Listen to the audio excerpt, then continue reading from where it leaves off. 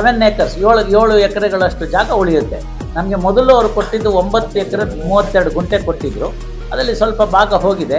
ನಾವು ಅದ್ರ ಬಗ್ಗೆ ಚಿಂತೆ ಮಾಡೋದು ಬೇಡ. ಈಗ ನ್ಯಾಯಾಲಯವೇ ಆಗಿದ್ಕೊಂಡು ಇನ್ನೊಬ್ಬರ ಮೇಲೆ ಅದೆಲ್ಲ ನಾವು ಮತ್ತೊಂದು ಪ್ರಕರಣ ಅದು ಇದೆಲ್ಲ ಅದು ಜಿಲ್ಲಾಡಳಿತಕ್ಕೆ ಬಿಟ್ಟಿದ್ದು. ಅವರು ಅದರ ಜಾಗನ ಸರ್ಕಾರದ ಜಾಗನ ತೊಗೊಳ್ಳೋದು ಬಿಡೋದು ಜಿಲ್ಲಾಡಳಿತಕ್ಕೆ ಬಿಟ್ಟಿದ್ದು. ಅದಕ್ಕೆ ನಾವು ಯಾವುದೇ ರೀತಿಯಾದಂತಹ ಗೊಂದಲಗಳಿಗೆ ಹೋಗೋದು ಬೇಡ. ಹೆಚ್ಚು ಕಡಿಮೆ ನಾವು ನ್ಯಾಯಾಲಯ ಆಗಿ ಎಲ್ರಿಗೂ ಮಾದರಿಯಾಗಿರಬೇಕಾದ್ರೆ ನಾವೇ ಅದನ್ನು ಕೇಳೋದು ಚೆನ್ನಾಗಿರಲ್ಲ. ಅದು ಬಿಟ್ಟು ಬೇರೆ ಬೇರೆ ಜಾಗಗಳನ್ನ ಒಂದು 3-4 ನೋಡಲು ಪ್ರಯತ್ನ ಮಾಡ್ತು. ಅದು ಯಾವುದೂ ಕೂಡ ಅಷ್ಟು ನಮಗೆ ಸುಖಕರವಾಗಿ ಹಿತಕರವಾಗಿ ಇರಲಿಲ್ಲ. ಇದರಲ್ಲಿ ಬರ್ತಕ್ಕಂಥದ್ದು ನ್ಯಾಯಾಧೀಶರ ಅನುಕೂಲ ಅಲ್ಲ. ಎಲ್ಲ ನಮ್ಮಲ್ಲಿರ್ತಕ್ಕಂಥ ಬಹುತೇಕ ನ್ಯಾಯಾಧೀಶರ ಹತ್ರ ಈಗ ಕಾರಿದೆ, ನಮ್ಗೆ ಅದಕ್ಕೆ ತೊಂದರೆ ಅಲ್ಲ. ಕಕ್ಷಿಗಾರ ಏನು ಬರ್ತಾನೆ, ನಮ್ಮ ಉದ್ದೇಶ ಇರೋದು ಬಸ್ ಇಳಿದ ತಕ್ಷಣ ಅವ್ನು ನಡ್ಕೊಂಡು ಹೋಗೋ ಅಷ್ಟು ದೂರದಲ್ಲಿ ನ್ಯಾಯಾಲಯ ಇರ್ಬೋದು, ಇದು ಉದ್ದೇಶ. ಹಾಗಾಗಿ ಇರ್ತಕ್ಕಂಥ ಏನು 7 ಎಕರೆ ಜಾಗ ಇದೆ ಅದು ಸಾಕಾಗುತ್ತೆ. ಉತ್ತಮವಾಗಿರ್ತಕ್ಕಂಥ ಮಾಡರ್ನ್ ಆರ್ಕಿಟೆಕ್ಚರ್ನ ನಮ್ಗೆ ಎಷ್ಟು ಬೇಕು ಅಂತ ಈಗಿಂದೇ ಅಲ್ಲ, ಇನ್ನು 10 ವರ್ಷಕ್ಕೆ ಏನು ಬೇಕಾಗ್ಬೋದು, ಇನ್ನು 20 ವರ್ಷಕ್ಕೆ ನಮ್ಮ ಪ್ರಕರಣಗಳು ಎಷ್ಟು ಜಾಸ್ತಿ ಆಗ್ಬೋದು, ಅದಕ್ಕೆ ಬೇಕಾಗಿರ್ತಕ್ಕಂಥ ಫೌಂಡೇಶನ್ನು, ಮೇಲ್ಗಡೆ ಎಕ್ಸ್ಟೆನ್ಷನ್ ಮಾಡ್ಕೊಳ್ಳುವಂತಹ ಒಂದು ಪಿಲ್ಲರ್ಸು, ಆಮೇಲಿಂದ ಅದಕ್ಕೆ ಬೇಕಾಗಿರ್ತಕ್ಕಂಥ ಲಿಫ್ಟ್ ವ್ಯವಸ್ಥೆ, ಇವೆಲ್ಲವನ್ನು ಮಾಡ್ಕೋಬೇಕು. ವಕೀಲರು ತಾವು ನಿಲ್ಲಿಸ್ಕೊಳ್ಳೋಕ್ಕೆ ವಾಹನಗಳು ತಂದರೆ ಅದನ್ನು ನಿಲ್ಲಿಸ್ಕೊಳ್ಳೋಕೆ ಒಂದು ಸ್ಟ್ಯಾಂಡು, ಅದು ಮತ್ತು ಅಲ್ಲಿ ಆ ಟೈಪಿಸ್ಟು, ಜೆರಾಕ್ಸ್ ಮಿಷಿನು ಎಲ್ಲ ಒಂಥರ ನಾಯಿ ಕೂಡ ಇದ್ದಂಗೆ ಅಲ್ಲಲ್ಲಿ ಆಗ್ಬಿಟ್ಟಿದೆ. ಈಗ ತಾವು ನೋಡಿರ್ತೀವಿ. ಅದು ಬೇಡ. ಅದು ಒಂದು ಅಚ್ಚುಕಟ್ಟಾಗಿ ಶಿಸ್ತುಬದ್ಧವಾಗಿ ಮಾಡಬೇಕು.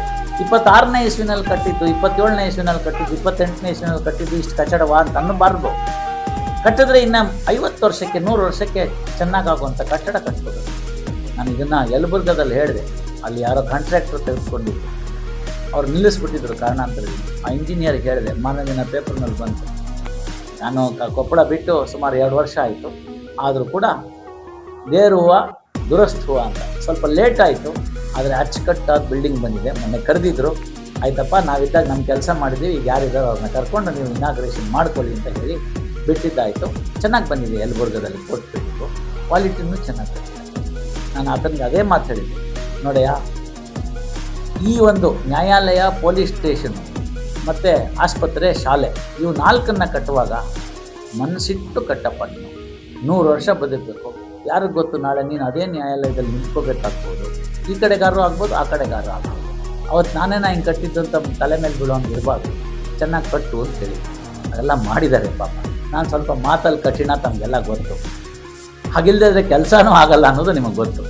ಆದ್ದರಿಂದ ನೇರವಾಗಿ ಹೇಳೋವಂಥ ಅಭ್ಯಾಸ ಇಟ್ಕೊಂಡಿದ್ದೀನಿ. ವೈಯಕ್ತಿಕವಾಗಿ ನನಗೇನು ಆಗಬೇಕಾಗಿಲ್ಲ. ಚಿತ್ರದುರ್ಗದಿಂದ ಇಲ್ಲಿರೋ ಜನತೆಗೆ ಸಂತೋಷವಾಗಿತ್ತು. ಅವರೆಲ್ಲರನ್ನೂ ಕಷ್ಟ ಕಾರ್ಪಣ್ಯಗಳಿಂದ, ಅವರ ಕಟ್ಟಳೆಗಳಿಂದ ದೂರ ಆದರೆ ನನಗೆ ಅದೇ ಬೇಕಾಗಿರ್ತಕ್ಕಂಥ ಸನ್ಮಾನ. ಹಾರ, ತುರಾಯಿ, ಪೇಟ, ಶಾಲು ಇವಕ್ಕೆಲ್ಲ ನಮಗೆ ಸ್ಯಾಚುರೇಷನ್ ಬಂದುಬಿಟ್ಟಿದೆ. ಇನ್ನೇನು ಅದೆಲ್ಲ ಬೇಕಾಗಿಲ್ಲ. ಇಲ್ಲಿರೋ ಜನಕ್ಕೆ ಅದೇ ಹೇಳಿದ್ನಲ್ಲ, 58ಕ್ಕೆ 58 ಕ್ಲಿಯರ್ ಮಾಡಿಕೊಟ್ಬಿಟ್ರೆ ಅದರಂತಹ ದೊಡ್ಡ ಪೇಟ ಇನ್ಯಾವುದೂ ಇಲ್ಲ ನನಗೆ.